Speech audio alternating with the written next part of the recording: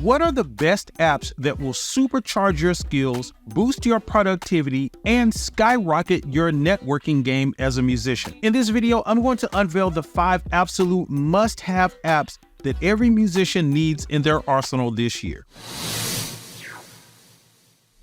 So these are some really cool apps I'm about to show you, and I use most of them all the time, and they've become sort of a staple in everything that I do musically. And also, none of these apps are sponsoring this video or sponsor my channel at all.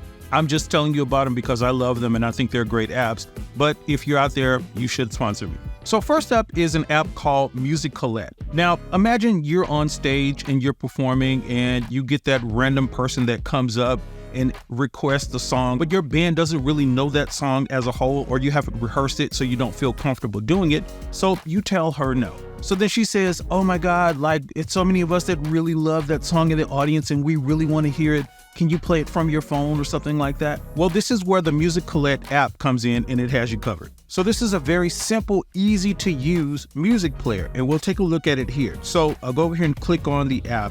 And it's a clean interface. This is what I really like about this app. It's a really clean interface. Now, I use this app on pretty much all of my gigs when I'm doing like using backing tracks, or I have to play like break music, or, you know, like that request I just talked about. Somebody wants to hear a song. I have it all here.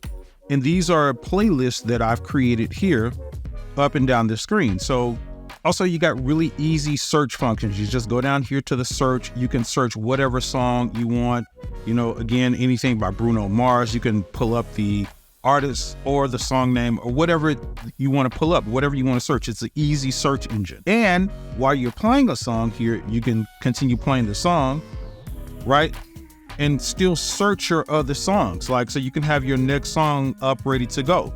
So as soon as that's done, you can just click this next song, right? Really, really easy. So this is absolutely an app that every musician needs to have in their arsenal. Now, this next app may be the coolest app on the list. So you learn music by ear, and you're listening to a song and you're trying to learn it, but the mix on the song is not too good and the notes that are being played are not too clear. And you're listening to this one part over and over that's like, can't really tell what they're doing right there. I can't really hear that chord or that note. Well, you can with the Moises app. This app is going to cut down on your learning time dramatically. So check this app out. This is really just insane. Like, so this is the interface of the app. And these different tracks here up top, this thing here, these sliders, that's your vocals. This one here is the drums. This is, I believe, the bass. This is the guitars. This is other things that are happening in the song musically. Now, let's just say I want to hear the guitar parts in there, what we were talking about. You really want to learn the guitar part. What I can do here, just go turn everything else down and have this up going. Just play that. Now watch this. That is insane. Now, if that's not enough for you, check this out. You see these notes that are going here up top? This is telling you the chords and the notes that are being played in the song. So you got an entire chord chart for this song that's happening up here. And again, you can load any song into this app that you want to learn, and you can isolate these parts. So let's say you want to redo this song, but use the vocals from it and add your own music, or you just want to use them to play a drum track too for a YouTube video or an Instagram video. You can just remove whatever you want to remove from it, record what you want to record to it, and play over it, because you can export these tracks as well. So now, let's say you don't like the key that this song is in. Check this out. You can go here, hit this button down at the bottom right. This has song key. So you can change the key of the song. And again, even when you change the key, you can see here up top where the notes have changed as well. So it's adjusting to the chords, and it's giving you the chords of the song.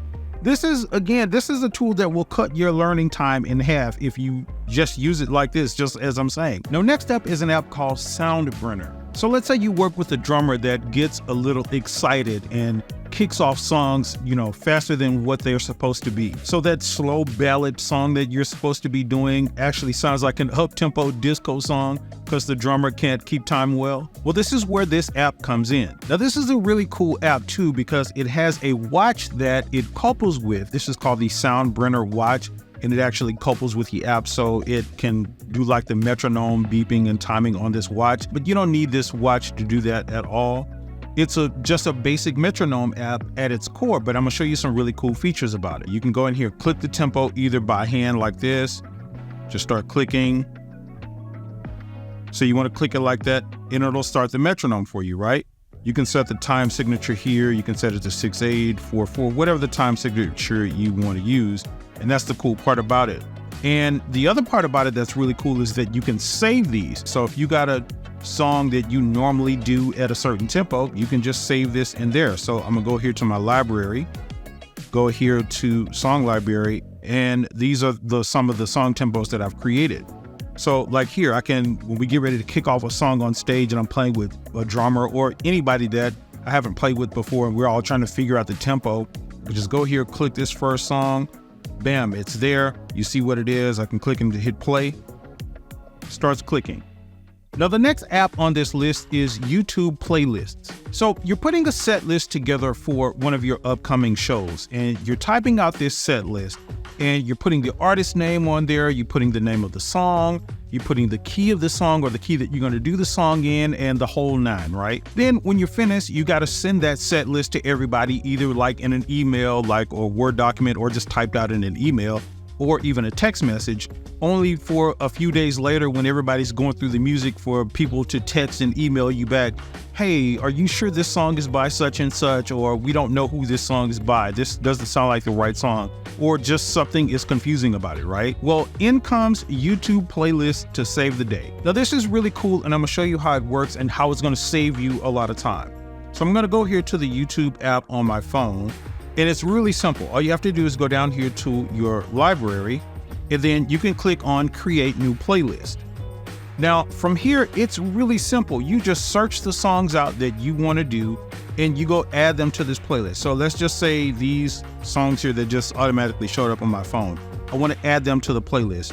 Let's just say I search something. I'll put it in the search bar, and these are the videos that came up, and this is a song.